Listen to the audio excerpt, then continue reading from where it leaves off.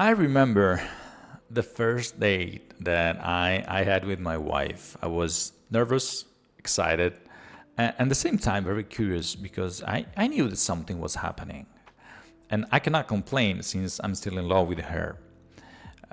Likewise, when you meet the income tax form in Italy, you feel like you don't know what the scope is, what the goal is, and where to start.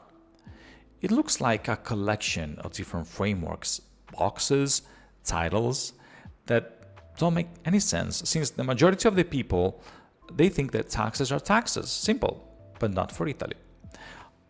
More than 100 pages are there for you to separate foreign sources of income from Italian sources of income, Italian real estate from foreign real estate, capital gain tax from real estate income tax, deductions against your income from deductions against the final tax bill, and the list can go on and on.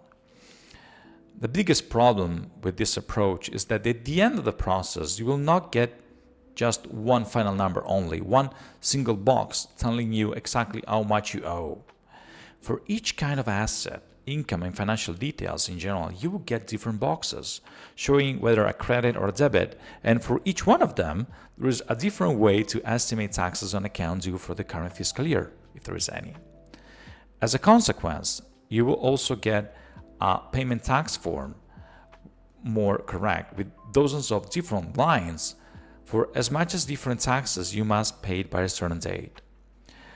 The tax form in Italy per se is not a simple scale and give you a balance you can read and understand where all your financial details come to an end together. On the opposite, it's a puzzle of information leading to different results.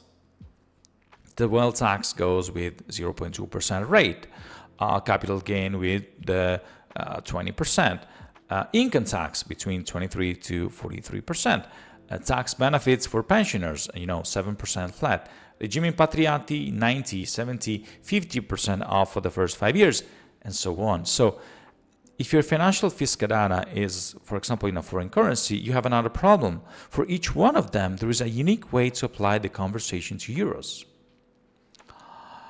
So the first tax year in Italy is not easy.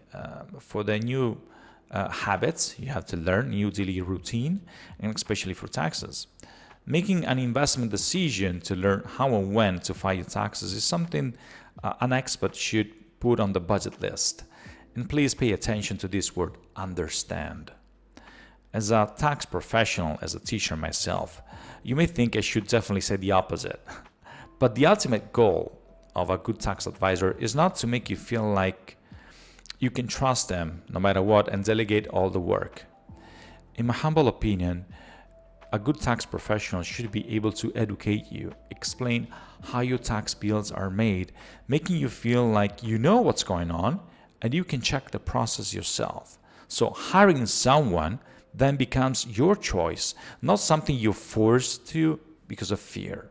And please remember, there is a huge difference between paying someone because you want his help and paying someone because you need his help.